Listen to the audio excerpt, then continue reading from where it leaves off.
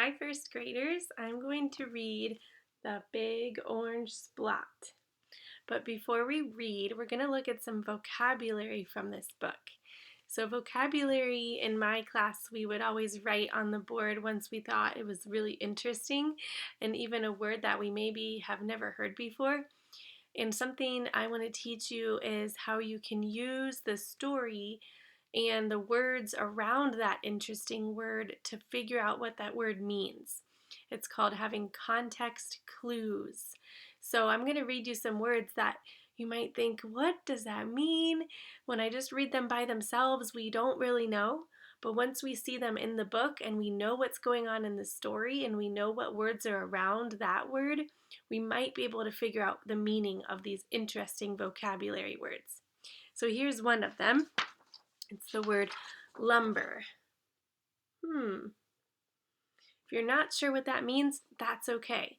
It's a tricky word, and we're going to look at it in the story. When we get to that part in the story, we'll look closely at that word and try and figure out what it could mean using context clues. Okay? Another word actually is a group of words. I found all these groups of words in this book that were really strange. I'm like, what does that mean? But once we dive into the book, I think we're going to figure it out. Here's one of them. Popped his cork. What? I don't know what that means either. Let's see some more. They're kind of funny. Flipped his wig. Well, I know a wig can be something you wear on your head to have different hair, but he flipped his wig. I wonder what that means in the story. Here's another one.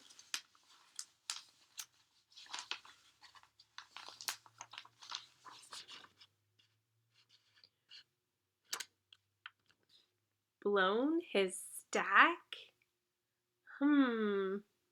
I know a stack can be something like a stack of books, but I don't know what that means until we get it into the book, right? There's some more.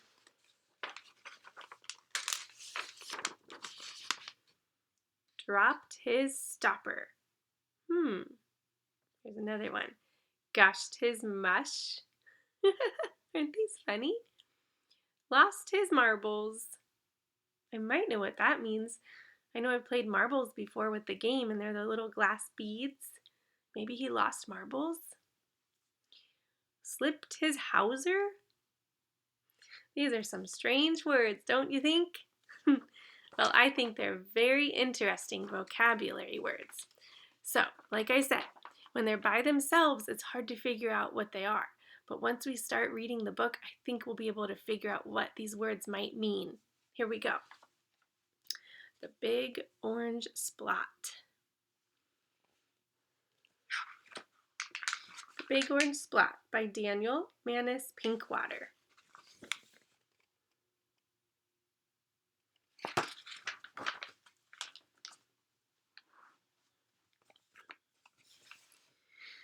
Mr. Plumbean lived on a street where all the houses were the same.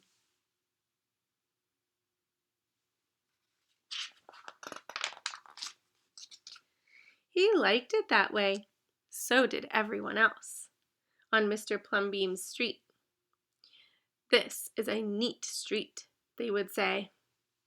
Then one day,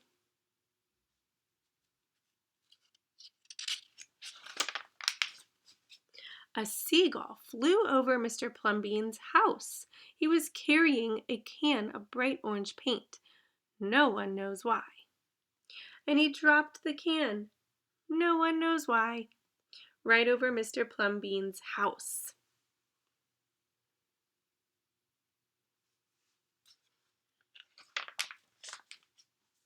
It made a big orange spot on Mr. Plumbean's house. Oh, too bad, everybody said. Mr. Plumbean will have to paint his house again. I suppose I will, said Mr. Plumbean, but he didn't paint his house right away. He looked at the big orange spot for a long time. Then he went about his business. The neighbors got tired of seeing that big orange spot. Someone said, "Mr. Plumbean, we wish you'd get around to painting your house." "Okay," said Mr. Plumbean.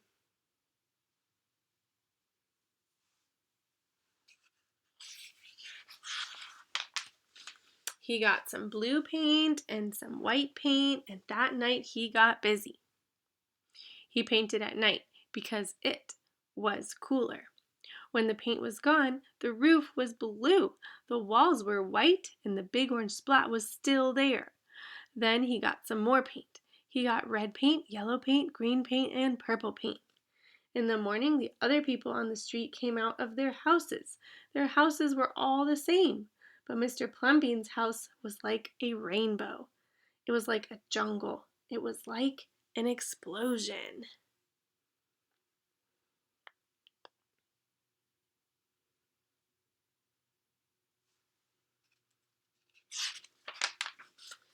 There was the big orange splat, and there were little orange splats. There were stripes. There were pictures of elephants and lions and pretty girls and steam shovels. The people said, "Plumbean has popped his cork, flipped his wig, blown his stack, and dropped his stopper." They went away muttering. That day Mr. Plumbean bought carpenter's tools. That night he built a tower on top of his roof, and he painted a clock on the tower.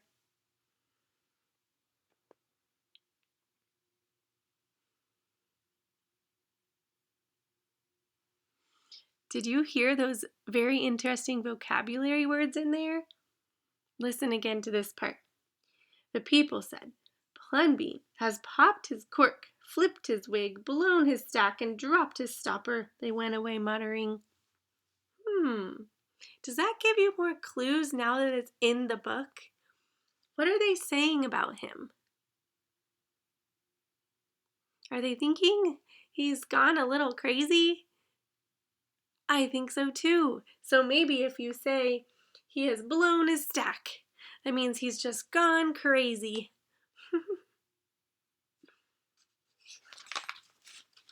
The next day, the people said, "Plumbean has gushed his mush, lost his marbles, slipped his hawser." They decided they would pretend not to notice.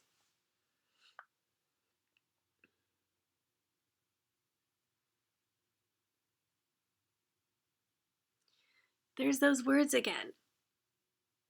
They're still thinking he's gone a little crazy.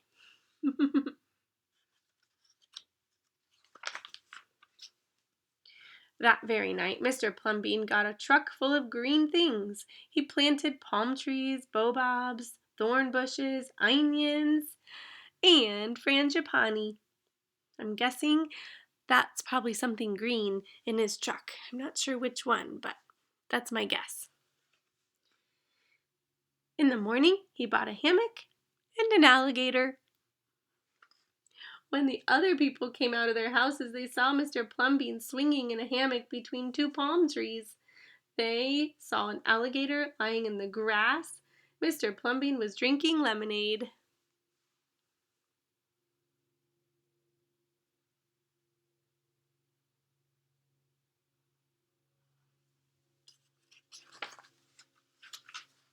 Plumbean has gone too far.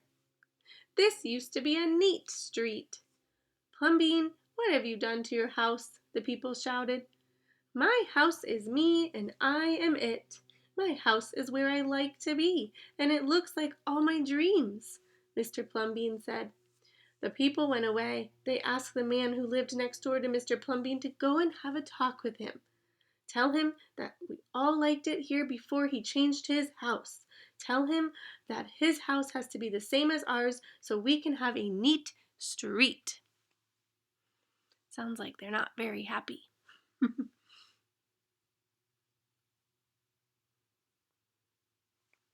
But he seems pretty happy, doesn't he? He's living the dream. The man went to see Mr. Plumbean that evening. They sat under the palm trees drinking lemonade and talked all night long.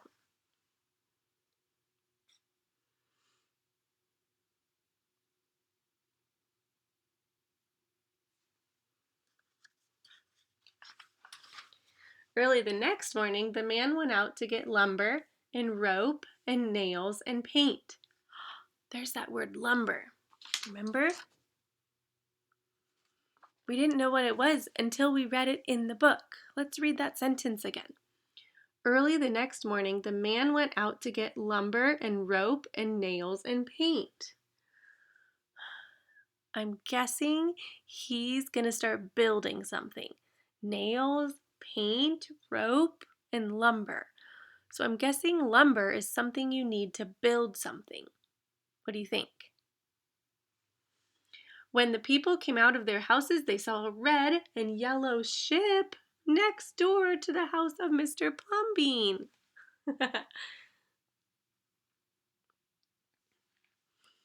Must be catching on. What have you done to your house? They shouted at the man. My house is me and I am it. My house is where I like to be, and it looks like all my dreams, said the man, who had always loved ships. He's just like Plumbean, the people said. He's got bees in his bonnet, bats in his belfry, and knots in his noodle. There's more of those funny vocabulary words that mean he's gone crazy too. Then one by one they went to see Mr. Plumbean late at night. They would sit under the palm trees and drink lemonade and talk about their dreams. And whenever anybody visited Mr. Plumbean's house, the very next day that person would set about changing his own house to fit his dreams.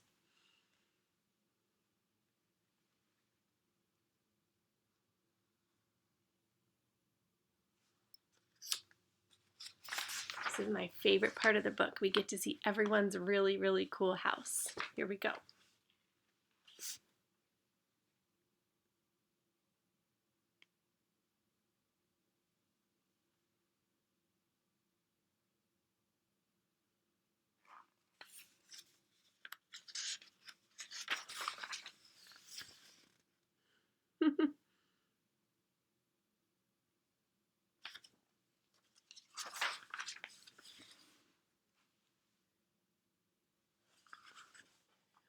Whenever a stranger came to the street of Mr. Plumbean and his neighbors, the stranger would say, "This is not a neat street." Then all the people would say, "Our street is us and we are it. Our street is where we like to be, and it looks like all our dreams."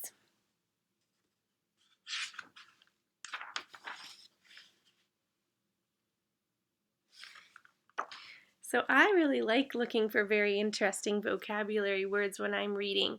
Now all these really goofy, funny sayings make more sense. And those tricky words that we might not know before looking in the book, now we know. Thanks for reading with me. Maybe you want to design your own special house. Think about what you would put on your house. Would you make it into something that's like your dreams? If you come up with a really cool drawing, show me on Flipgrid, or you can send it in an email. That would be so much fun. Talk to you guys later. Bye!